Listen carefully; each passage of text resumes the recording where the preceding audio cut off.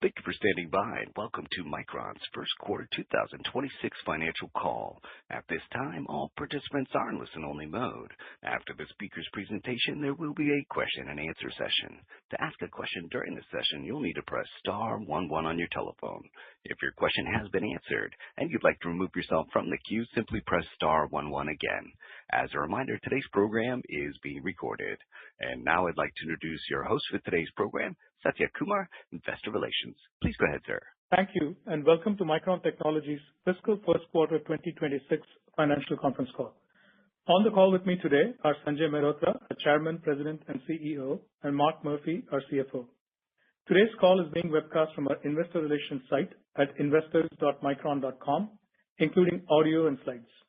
In addition, the press release detailing our quarterly results has been posted on the website, along with the prepared remarks for this call. Today's discussion contains forward-looking statements that are subject to risks and uncertainties.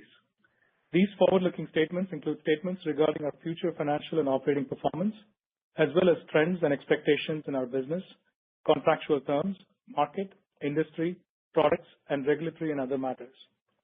These statements are based on our current assumptions, and we assume no obligation to update these statements. Please refer to our most recent financial reports on Forms 10-K, Forms 10-Q, and our other filings with the SEC for more information on the risks and uncertainties that could cause actual results to differ materially from expectations. Today's discussion of financial results is presented on a non-GAAP financial basis unless otherwise specified. A reconciliation of GAAP to non-GAAP financial measures can be found on our website. I'll now turn the call over to Sanjay. Thank you, Satya.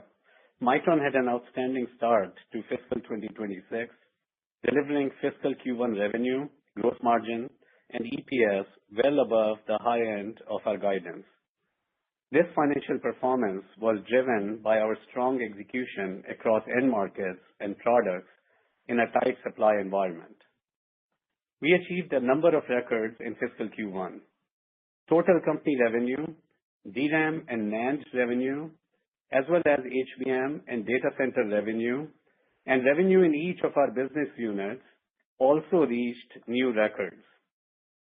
We have completed agreements on price and volume for our entire calendar 2026 HBM supply, including Micron's industry-leading HBM4.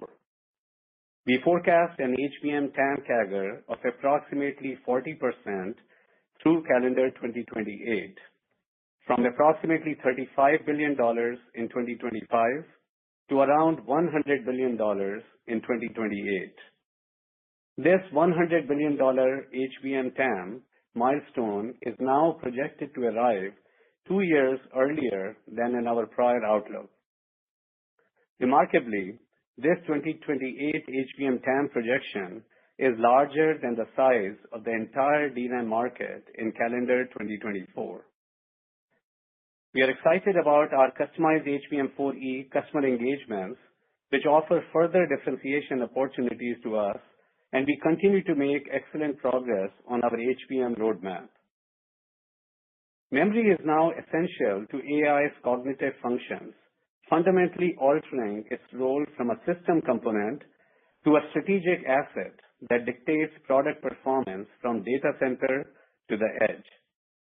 This structural shift means that system capabilities heavily rely on advanced memory for real-time contextual processing, which is vital for achieving autonomous and intelligent behaviors in AI data centers, as well as in applications ranging from self-driving cars to advanced medical diagnostics.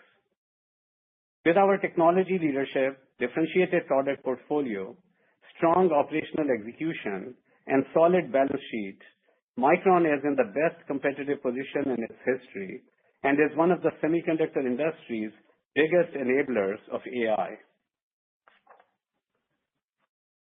We anticipate substantial new records in revenue, gross margin, EPS, and free cash flow for both the second quarter and the full fiscal year 2026, and we expect our business performance to continue to strengthen through the year. Sustained and strong industry demand, along with supply constraints, are contributing to tight market conditions, and we expect these conditions to persist beyond calendar 2026. We are making progress with customers in our discussions for multi-year contracts with specific commitments.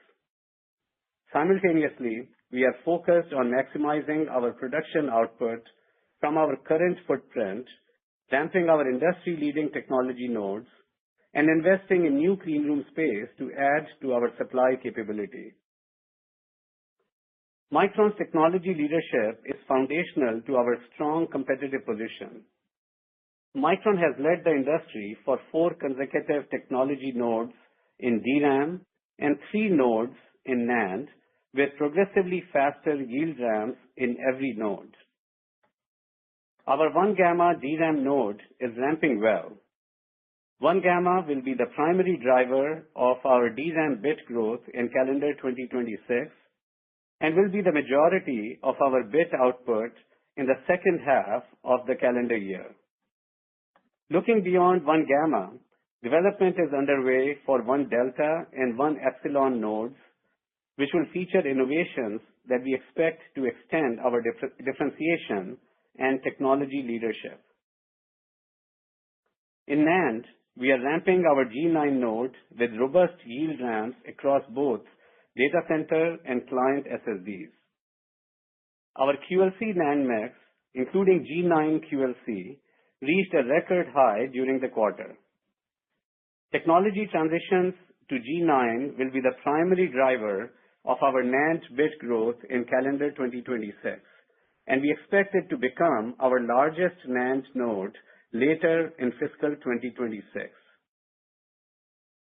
I'm pleased to report that calendar 2025 is a record year for Micron in terms of both internal and customer quality measures, positioning us well to deliver for our customers as the memory industry's quality leader.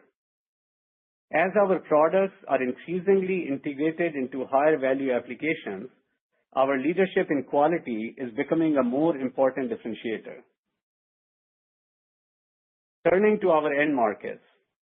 As the world's leading technology companies advance toward artificial general intelligence and transform the global economy, our customers are committing to an extraordinary multi-year data center build-out. This growth in AI data center capacity is driving a significant increase in demand for high performance and high capacity memory and storage.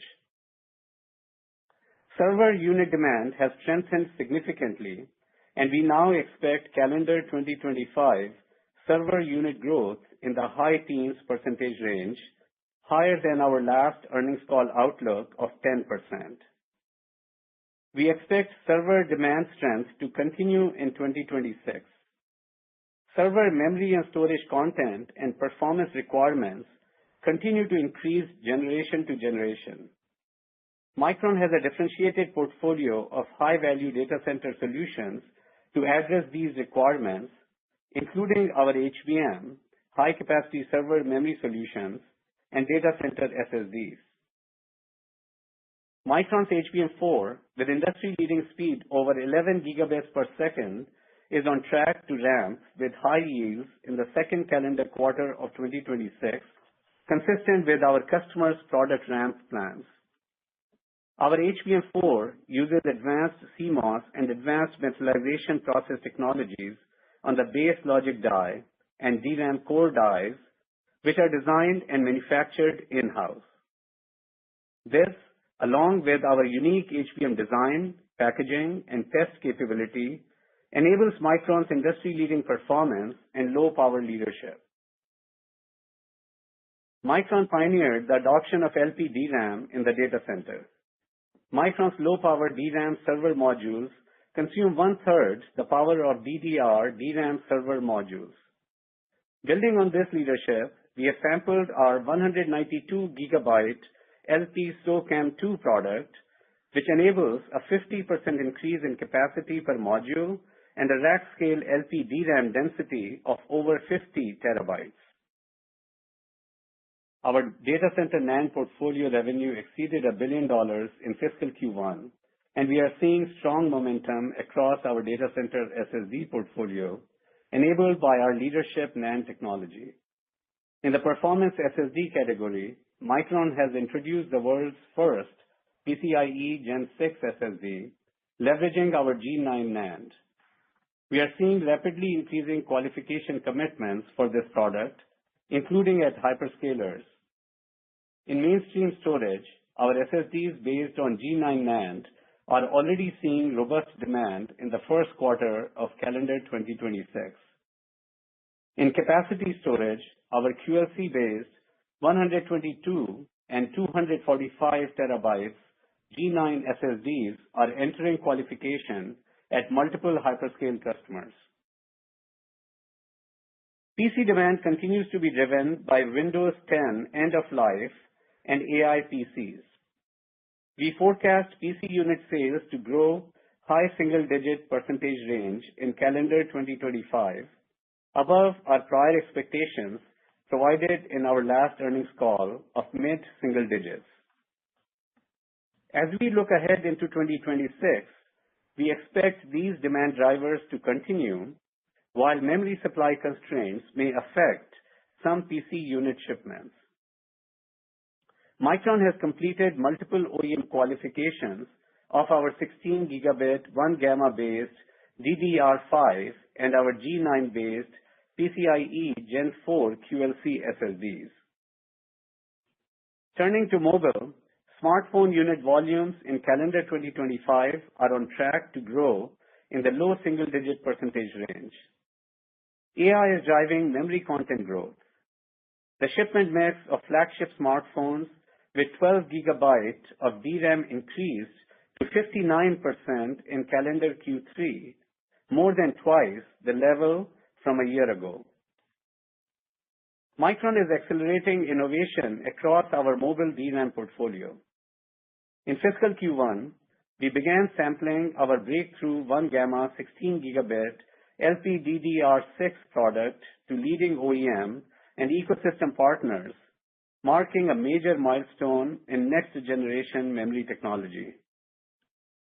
LPDDR6 will power AI at the edge, delivering over 50% higher performance and improved power efficiency for flagship smartphones and AI PCs. Micron also sampled our 1 gamma LP5X 24 gigabit product and began volume shipments of the previously announced 1 gamma LP5X 16 gigabit product to multiple OEMs. Turning to auto, industrial, and embedded. In automotive, L2+ and LC adoption is driving robust demand today, and our customers' roadmaps indicate a significantly higher memory content in fully automated vehicles. Micron is uniquely positioned for growth with our differentiated product portfolio and automotive market share leadership. Our ASIL-rated LPDDR5X and UFS 4.1 NAND products optimized for automotive and advanced robotics that include bandwidth-enhancing features are seeing strong demand and have already secured billions of dollars in design wins. In industrial, demand continues to strengthen, driven by the growing adoption of autonomous systems across various applications. Long-term demand trend trajectory remains robust for memory and storage in industrial applications, such as in factory automation, aerospace and defense, humanoid robotics, edge networking, and video surveillance. Across both auto and industrial markets, LPDDR4X and DDR4 are also experiencing strong demand, and we are making investments to provide long-term supply from our Manassas, Virginia fab. Now turning to our market outlook. Over the last few months, our customers' AI data center build-out plans have driven a sharp increase in demand forecasts for memory and storage. We believe that the aggregate industry supply will remain substantially short of the demand for the foreseeable future. The dramatic increase in HBM demand is further challenging the supply environment due to the 3-to-1 trade ratio with DDR5 and this trade ratio only increases with future generations of HBM. Additional clean room space is necessary to address this increased demand, and lead times for clean room build-out are lengthening across geographies. Together, these demand and supply factors are driving tight industry conditions across DRAM and NAND, and we expect tightness to persist through and beyond calendar 2026. Calendar 2025 DRAM and NAND industry bit demand growth expectations are higher than in our last earnings call outlook. We now expect calendar 2025 DRAM bit demand growth to be in the low 20% range versus high teens previously. We expect 2025 NAND bit demand growth to be in the high teens percentage range versus low to mid-teens previously. We expect calendar 2026 industry DRAM and NAND bit shipment growth to be constrained by industry supply. We expect both DRAM and NAND calendar 2026 industry bit shipments to increase around 20% from 2025 levels. Micron is working hard to support our customers' demand during this time, and we expect to grow our DRAM and NAND bit shipments approximately 20% in calendar 2026. Despite significant efforts, we are disappointed to be unable to meet demand from our customers across all market segments. Micron plans to increase our fiscal 2026 CapEx to approximately $20 billion versus our prior estimate of $18 billion. This increase will primarily support our HBM supply capability and also our 1-gamma supply in calendar 2026. We are pulling in equipment orders and accelerating installation timelines to maximize output capability. Micron is also investing across our global manufacturing footprint to add supply to support longer-term demand. We are seeing an enthusiastic customer response to our planned U.S. supply. We are pulling in our first Idaho fab timeline, and we now expect first wafer output in mid-calendar 2027, earlier than our prior expectation of second half calendar 2027. Earlier this year, we announced our plans for the second Idaho fab, which will begin construction in 2026 and be operational by the end of 2028. We are making good progress on securing necessary permits for our New York site and appreciate the partnership with the state of New York and the Trump administration. We plan to break ground on our first New York fab in early calendar 2026, which we expect will provide supply in 2030 and beyond. In Japan, with the support of METI, we are making technology and manufacturing investments. We are enabling future DRAM technology transition in coordination with our Boise R&D team. We are also adding clean room space in our Hiroshima fab to support these advanced nodes, which will increase production scale and optimize fab economics. In Singapore, our HBM advanced packaging facility is on track to contribute meaningfully to our HBM supply in calendar 2027. As HBM becomes a part of our Singapore manufacturing footprint, we expect opportunities for synergies between NAND and DRAM production. We are pleased with the progress on our assembly and test facility in India, which has initiated pilot production and will ramp in 2026. As we make progress on our strategic manufacturing initiatives, we will continue to be responsive to the market environment and disciplined with our CapEx plans. I will now turn it over to Mark for our fiscal Q1 financial results and outlook. Thank you, Sanjay, and good afternoon, everyone. Micron delivered strong financial results for the fiscal first quarter, with revenue, gross margin, and EPS all exceeding the high end of our guidance. During the quarter, we generated record free cash flow, reduced our debt, and returned to net cash. Total fiscal Q1 revenue was $13.6 billion, up 21% sequentially and up 57% year over year, setting a quarterly record for the third consecutive quarter. We saw sequential revenue growth across all our business units. Fiscal Q1 DRAM revenue was a record $10.8 billion, up 69% year over year, and represented 79% of total revenue. Sequentially, DRAM revenue increased 20%. Bit shipments were up slightly, and prices increased approximately 20%, driven by tight industry DRAM supply, pricing execution, and favorable mix. Fiscal Q1 NAND revenue was a record $2.7 billion, up 22% year over year, and represented 20% of Micron's total revenue. Sequentially, NAND revenue increased 22%. NAND bit shipments increased in the mid to high single-digit percentage range, and prices increased in the mid-teens percentage range, driven by tight NAND industry supply, pricing execution, and favorable mix. The consolidated gross margin for fiscal Q1 was 56.8%, up 11 percentage points sequentially. This improvement was driven by higher pricing, with strong cost execution and favorable mix. Now turning to quarterly financial performance by business unit. Cloud Memory business unit revenue was a record $5.3 billion and represented 39% of total company revenue. CMBU revenue was up 16% sequentially, driven by an increase in bit shipments and higher prices.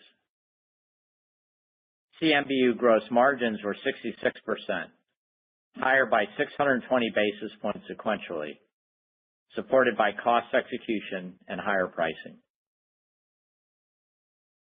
Core Data Center business unit revenue was a record $2.4 billion and represented 17% of total company revenue. CDBU revenue was up 51% sequentially, driven by robust bit shipments and higher pricing. CDBU gross margins were 51%, up 990 basis points sequentially, supported by higher pricing and cost execution. Mobile and Client business unit revenue was a record $4.3 billion and represented 31% of total company revenue. MCBU revenue was up 13% sequentially, driven by higher pricing, partially offset by lower bit shipments. MCBU gross margins were 54%, up 17 percentage points sequentially, driven primarily by higher pricing. Automotive and Embedded business unit revenue was a record $1.7 billion and represented 13% of total company revenue. AEBU revenue was up 20% sequentially, driven by higher bit shipments and higher pricing.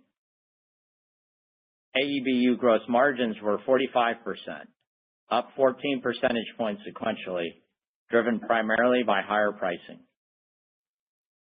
Operating expenses in fiscal Q1 were $1.3 billion, up $120 million quarter over quarter and in line with our guidance range.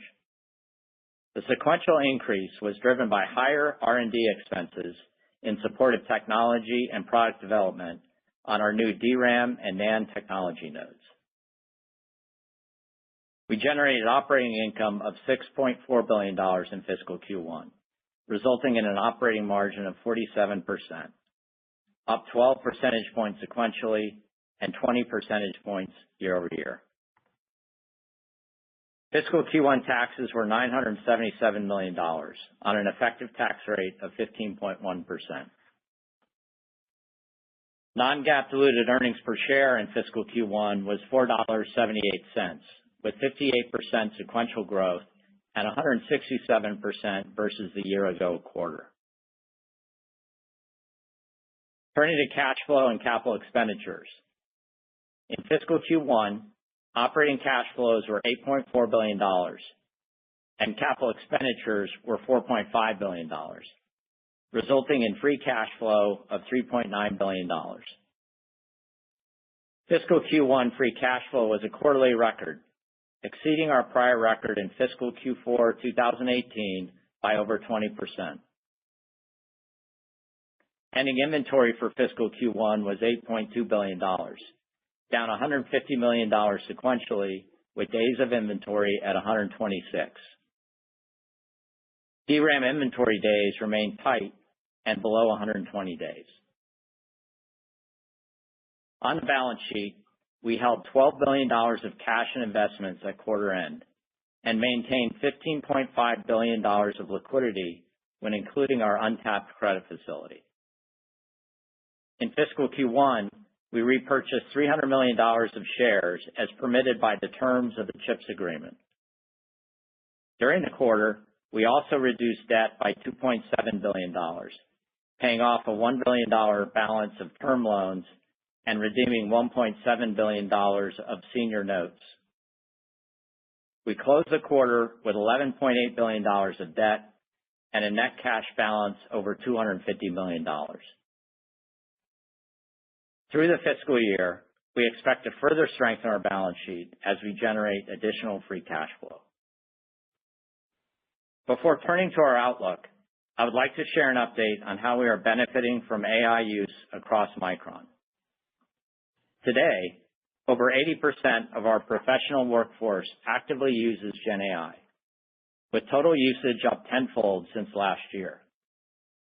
In manufacturing, integrating AI into yield and quality management has cut root cause identification time by half in cases. Our coding teams are realizing productivity gains of 30% or more using agentic AI. In R&D, GenAI is accelerating development by reducing cycle times in design verification, product validation, issue triage, and root cause analysis. Across business functions, GenAI is broadening automation opportunities, and we are deploying conversational analytics to accelerate and improve decision-making. We expect Micron's use of AI across the enterprise to further strengthen our competitiveness in the coming years. Now turning to our outlook for the fiscal second quarter. Industry demand is greater than supply for both DRAM and NAND. We expect higher price, lower cost, and favorable mix to all contribute to gross margin expansion in Q2. Operating expenses for fiscal Q2 are projected to be approximately $1.38 billion. As mentioned last quarter, Micron's fiscal Q4 2026 OPEX will also reflect the effect of an additional work week in this 53-week fiscal year. We expect a fiscal Q2 and fiscal year 2026 tax rate of around 15.5%.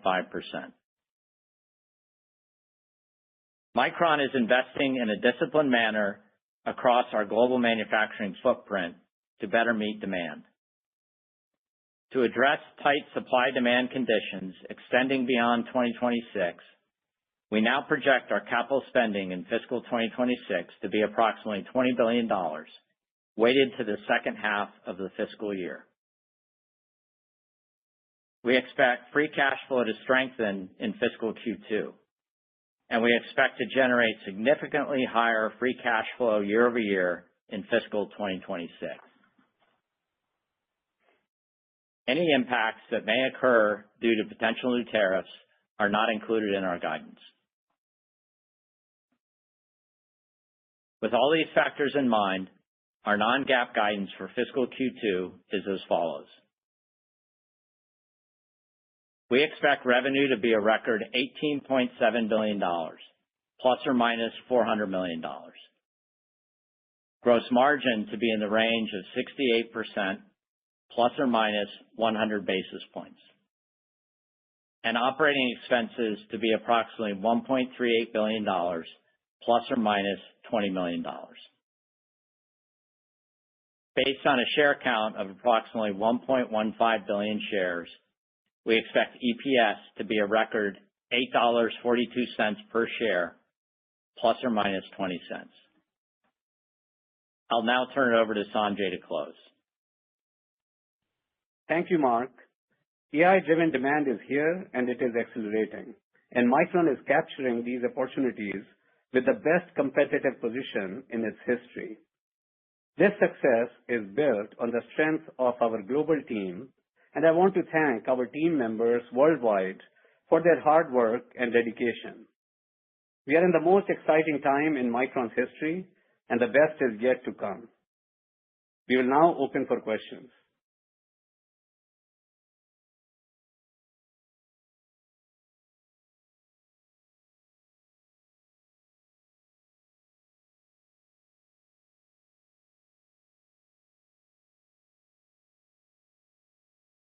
Operator, can you queue up the questions?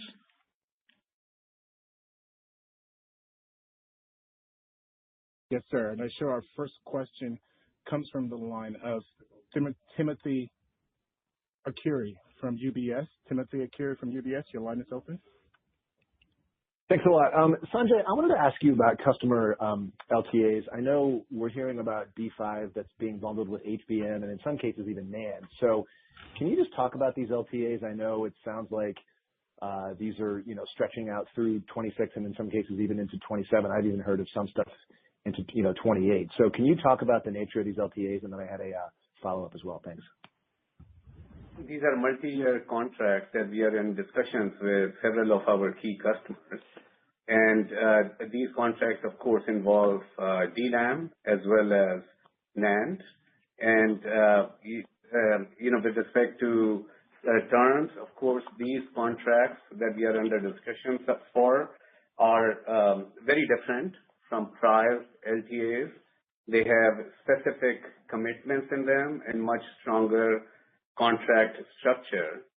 And beyond that, I can't be giving you specifics at this point. Of course, in the future, if and when appropriate, we'll be sharing further details.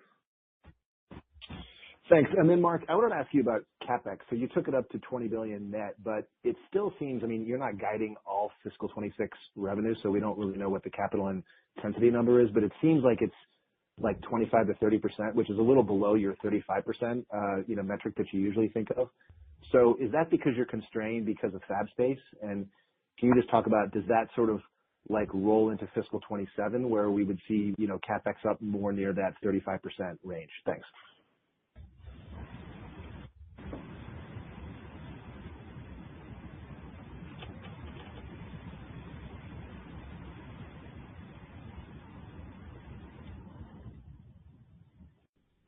Thank you. Thank you. And I show our next question in the queue comes from the line of C.J. Muse from Cantor Fitzgerald. Please go ahead. Gotcha. Back to you.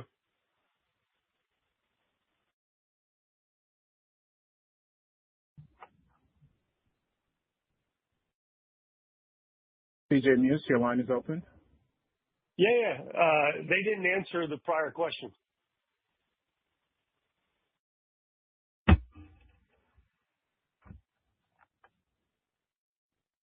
Operator? Yes, sir. Can you turn it back to management so they can answer the prior question? Sure. Management's line is open. Please proceed.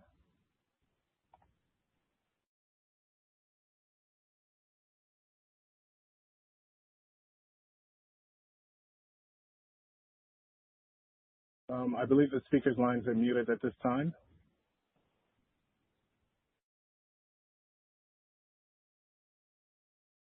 Ladies and gentlemen, please continue to stand by. Your call will resume momentarily. Operator, can you hear us? Yes, we can now. You're unmuted, sir. Please proceed. Okay. I'm not sure what happened there. We were on mute here. So I just want to make sure that you heard Sanjay's response, correct?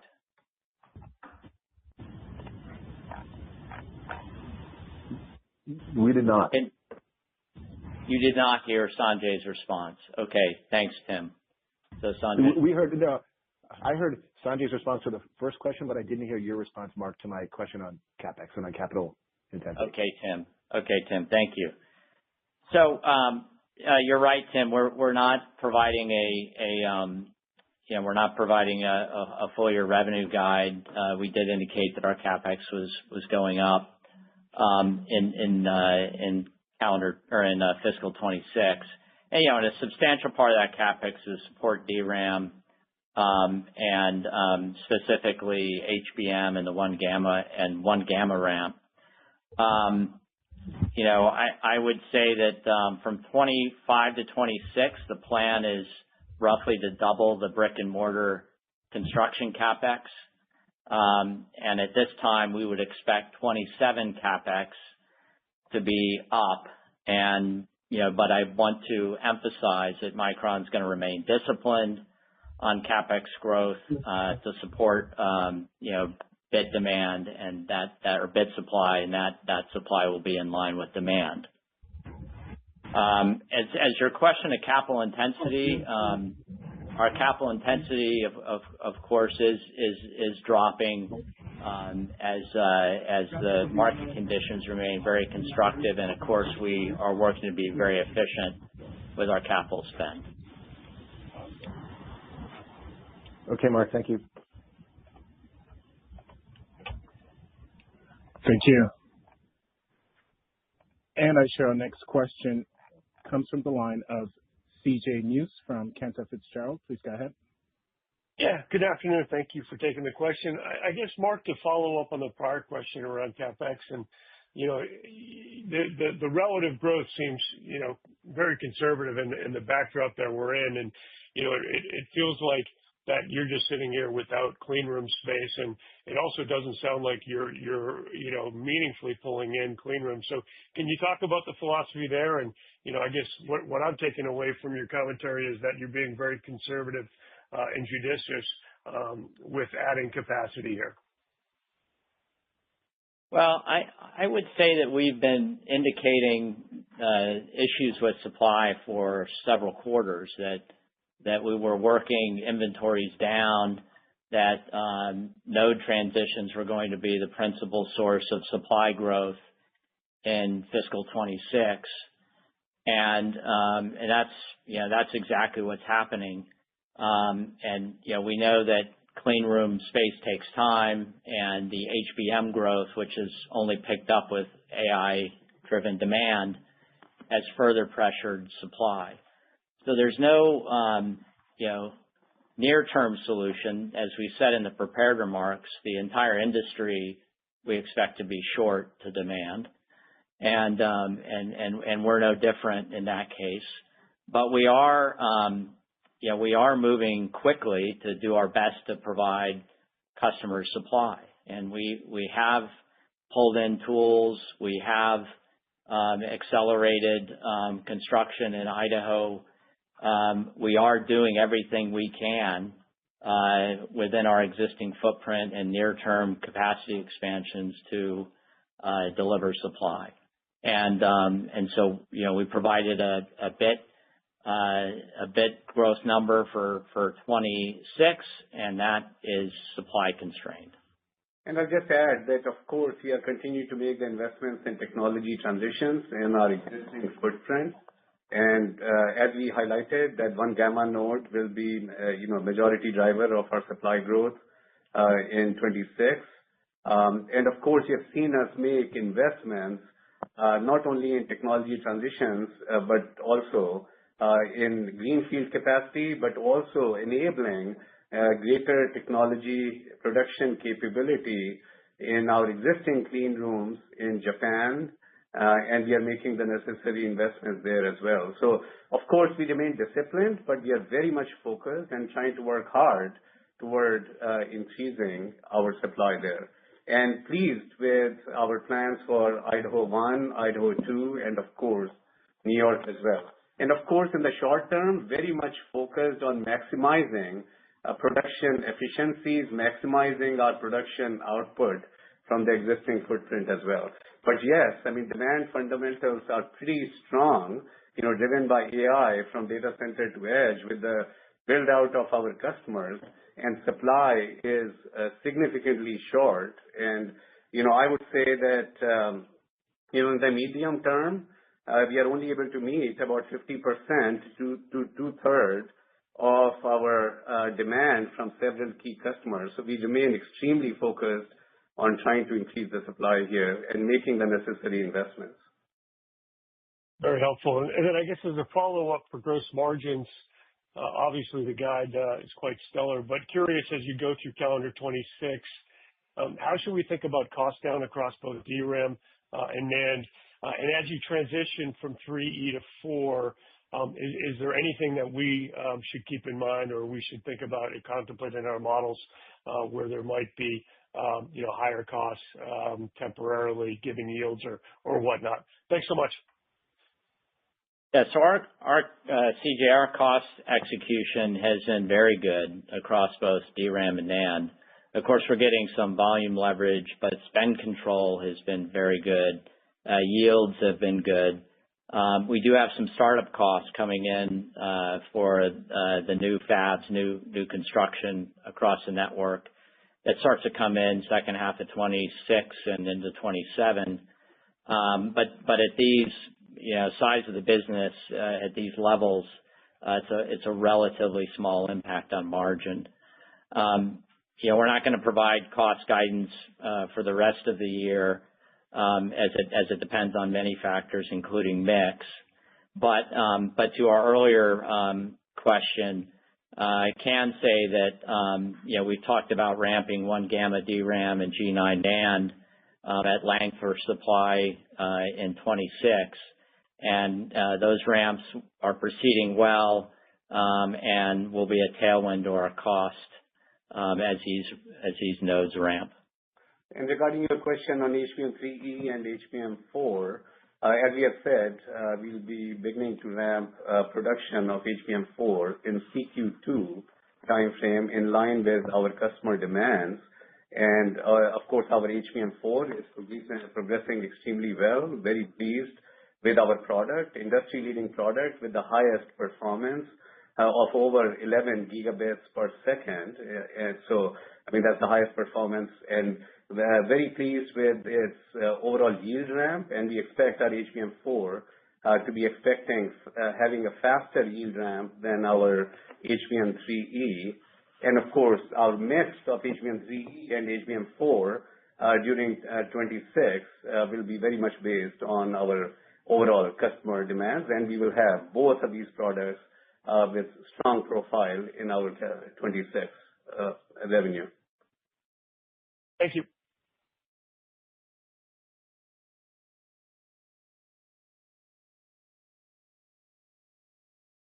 And I share our next question in the queue comes from the line of Harlan Sur from JP Morgan. Please go ahead.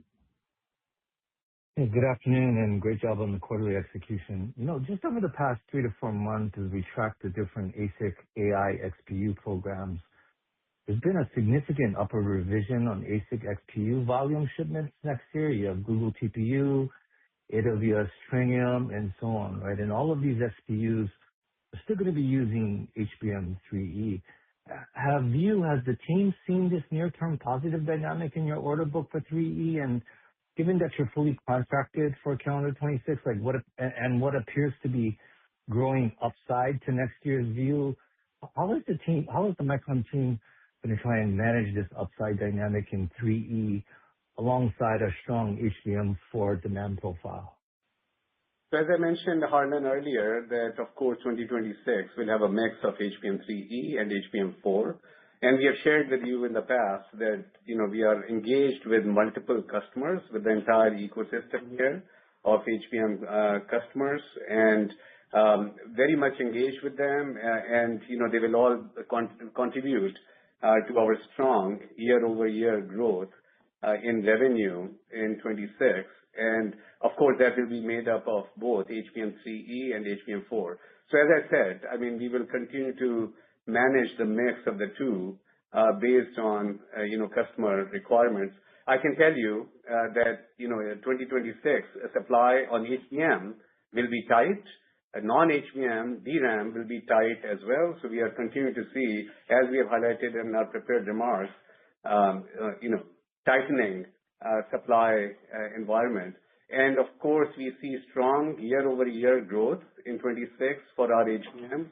We today upped our revenue forecast for HBM. We highlighted that by 2028, we expect it to be $100 billion TAM, and that's 2 years ahead of our prior outlook. So of course, HBM is on a good trajectory. And what I can also tell you is that customers, as their architectures are evolving, as their platforms are evolving, and these are customers across the ecosystem, of course, they are requiring more and more HBM. I mean, the value of memory in terms of ability to deliver the AI capabilities and the functionality and the performance, memory is critical and more HBM is required, and that's across the various AI platforms in the industry. I appreciate that, Sanjay. And then after 2 to 3 quarters of enterprise SSD sort of muted trends, I believe the team saw a strong reacceleration in the business, right? According to some of the third-party research estimates, I think your enterprise SSD business grew like 25% sequentially in the most recent quarter, right? So you're the number 3 market share leader amongst 8 or 9 competitors, right? Very strong share position. Given, I would assume, increasing demand trends here, expanding lead times, is the Micron team also entering into long-term supply agreements with your eSSD customers?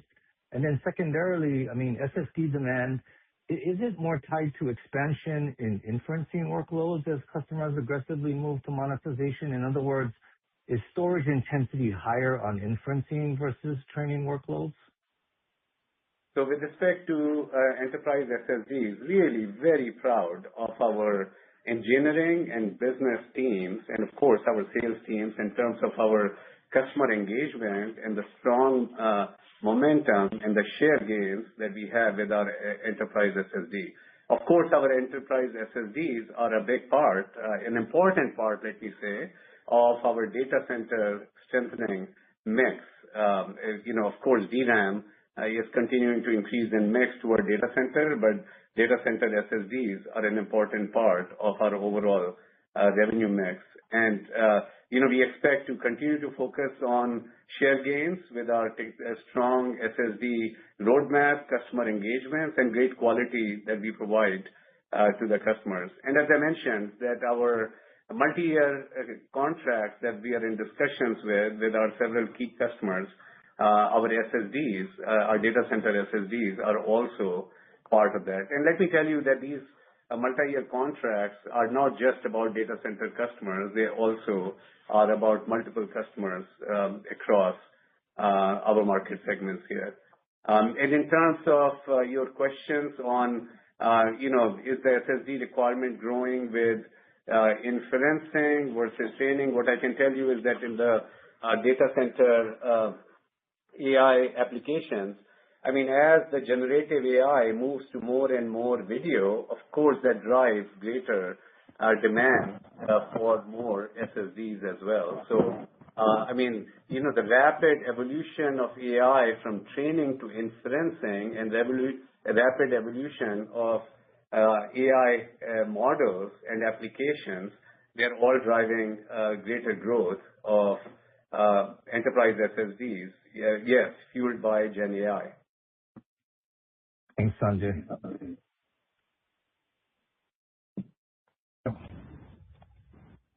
And I share our next question comes from the line of Tom O'Malley from Barclays. Please go ahead.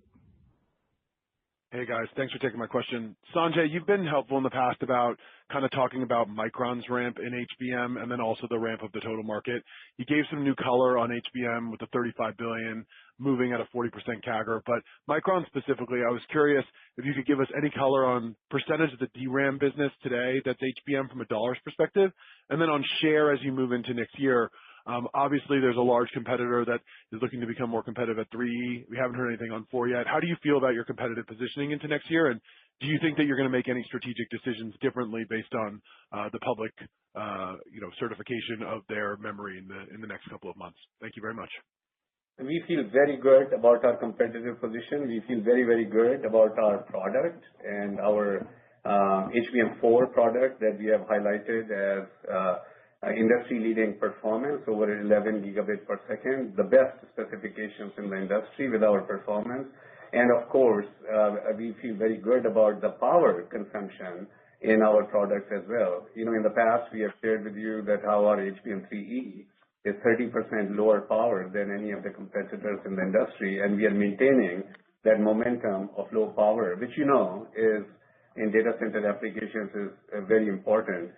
So we are maintaining our performance and power and, of course, our strong capacity position with HBM4 roadmap as well. So we feel very good about our competitive position, about our roadmap, and our roadmap going beyond HBM4 for the future years, beyond 26 as well. And we are very proud of our team's ability to execute successfully over the course of last several quarters in terms of ramping up production capabilities of HBM3E. And we shared with you that in CQ3, we reached our share of HBM3E to be in line with our HBM share to be in line with our DRAM share. And we have always highlighted that as we have reached that share, we will, particularly in this tight supply environment, we'll be managing the mix of our HBM as well as our non-HBM. All of it is in high demand, and HBM as well as non-HBM has strong profitability. So looking at our strategic customer relationships as well as our overall profitability goals and growth objectives, we'll continue to manage that mix between HBM and non-HBM. But of course, HBM is growing, and we have highlighted that how we expect the TAM to be $100 billion by 2028, a couple of years ahead of our prior projection. And of course, we will grow our HBM as well. 2026 will see a strong year-over-year growth in our HBM. And in this tight supply environment, as I mentioned, that the gap between the demand and supply for all of DRAM, including HBM, is really highest that we have ever seen, and I quantified it earlier as well. So in this environment, of course, working closely with our customers, we are continuing to manage our mix of the product here. Thank you, Sanjay. And just as we focus on also continuing to increase supply to better address our customers' demand requirements. Perfect. And then just as a follow-up, you've said historically kind of the $8 billion run rate. If you look at November and February, you're taking up the total TAM, but any color specifically on HBM contribution in the November quarter and what you're expecting in the guide? We are not really providing those specifics here in terms of the breakout. We highlighted that in FQ1, our HBM revenue was a record. We did highlight that. And beyond that, we are really not going to be providing the specifics in terms of revenue. And just would tell you again that year over year in 26, we will be seeing a strong growth in our HBM revenue. Thank you, sir. And again, our product is very well positioned. So, that's a very good place to be in terms of managing overall mix of the business. Thank you. And I show our next question comes from the line of Krish Sankar from TD Cowen. Please go ahead. Yeah, hi. Thanks for my question, and congrats on the phenomenal results and guidance. My first question is for Mark. I know you spoke about the sustainability for next year. I'm kind of curious how to think about growth margins beyond the February quarter, like into May. Is it going to improve or sustain at these levels? How to think about the growth margins, and a follow-up for Sanjay. Thanks, Krish. We're not guiding margins beyond Q2. We did guide a record Q2, as you know, 68%, 11 points sequential improvement, 7 points better than the previous record. We did indicate that our business would strengthen through the year. So we do believe margins can be up. We do believe that they will be up for DRAM and NAND. Now, keep in mind that at these high gross margin levels, mathematically, we get less in gross margin percent for the same increase in price. So, we would expect gross margins to expand beyond fiscal Q2, but we would expect that growth to be more gradual than what we've seen in the last couple of quarters, or the first quarter and the second quarter guide. Got it. Thanks a lot, Mark. That's super helpful. Chris, just one last thing. We have indicated that strengthen through the year because we believe this constructive market environment will remain so through the year, these favorable market conditions. But we also, we're executing very well on cost. And as Sanjay mentioned earlier, we're deploying the bits to the valuable part of the market and where we can serve our customers best. Got it. Super helpful, Mark. Thanks for that. And Sanjay, just as a follow-up to the earlier question, I understand you don't want to put some boundary conditions, but a year ago you totally nailed it when you said you're going to get HBM market share close to your DRAM market share, DDR market share. So when you talk about 2028 CAGR of 40%, $100 billion TAM, how to think about Micron's HBM market share in that realm? Should we assume it's going to be in the low 20%? So that spectrum, or is it going to be lower? Thank you. So Krish, again, we are not really going to be specifying, the share. As we have said, we will be managing the mix of the business between HBM as well as our non-HBM. It's like any other product in our portfolio that, when you have a strong product roadmap across the portfolio, then of course, we manage the mix across our portfolio with all the strategic reasons and customer relationships in mind. So Krish, we are not really going to break that down. And, all I would say is that, in this current industry environment, which we see as durable industry fundamentals, in the foreseeable future, we are in a very good position with all the tailwinds of our product portfolio and, of course, the increasing value of memory across the board, of course, HBM, but also non-HBM in data center and other markets. We will just remain very focused on managing the mix of our business and, of course, managing for the best in the midterm as well as keeping in mind the longer term. Thanks a lot, Sanjay. Appreciate it. Thank you. One moment for our next question.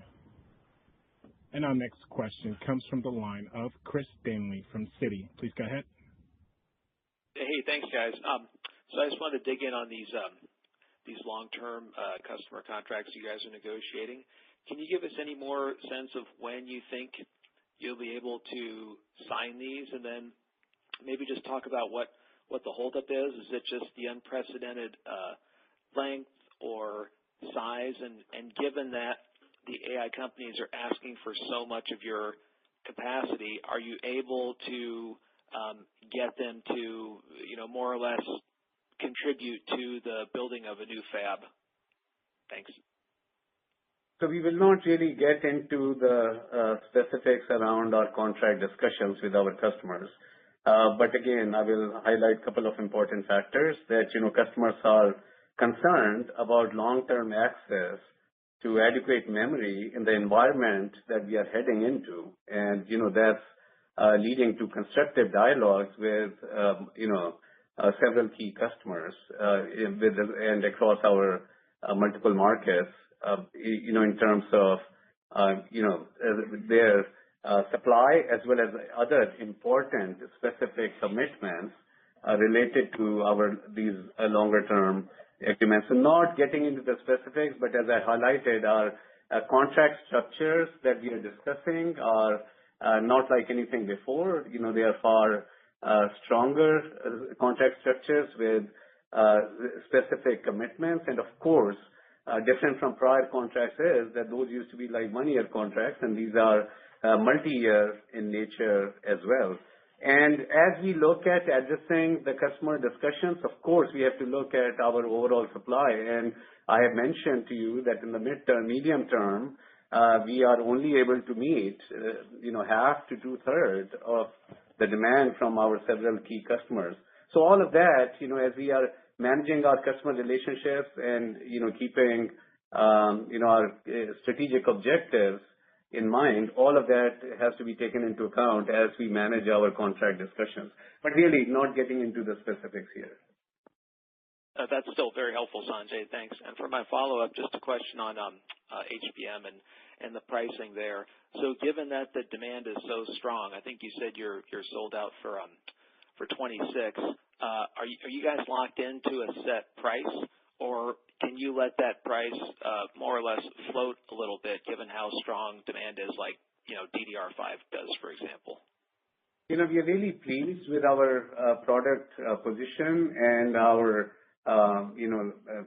ability to work with our customers, as we highlighted in our prepared remarks, that our HBM for 2026 is sold out in terms of volume, and our negotiations with customers have been completed for calendar year 2026 for volume as well as pricing. And as we have always highlighted that our HBM has strong profitability, and of course, very much focused on ROI, and our non-HBM business also clearly has healthy profitability as reflected in the results that we produced, as well as in the guidance that we have provided here. Great. Thanks, Sanjay, and congrats again on the results. Thank you. Thank you. And our next question comes from the line of Vivek Arya from Bank of America Securities. Please go ahead. Thanks for taking my questions. Sanjay, I'm curious, at what point does increasing memory price impact demand for electronics? If you set aside the data center and the AI market, do you see some elasticity? Do you see any impact on demand as you look into 2026 for more consumer and kind of traditional enterprise products? How does that shape where memory pricing can go next year? We have highlighted in our prepared remarks that, in some of the consumer markets, some of the unit demand may get impacted, given, semiconductor prices here, given memory prices here. And of course, some of the customers may have, for example, in smartphone and PCs, they may have some mix adjustments in their portfolio as well to address available supply to them. But, these are accounted for in our forecast that we have. And some of the possible impact on unit demand and some of the customer mix changes have been accounted for in our forecast. And we, of course, even then, we see a very, very tight supply environment here in the large gap between the demand and supply. However, I will highlight to you that AI experience across from data center to edge, including in these edge devices like smartphones and PCs and other devices, AI experience really more memory is essential. So without sufficient memory, that AI experience, the functionality, the capability does get impacted in these edge devices as well. So, the punchline here is that AI across the board from data center to edge is driving increase in content and increasing requirement for memory as the customers look ahead at their roadmaps. And, that's why customers are, of course, working with us with respect to access to supply for their long-term multi-year plans here as well. Thank you. This concludes our Q&A session and today's conference call. At this time, I'd like to end today's conference call. Thank you all for participating. You may now all disconnect.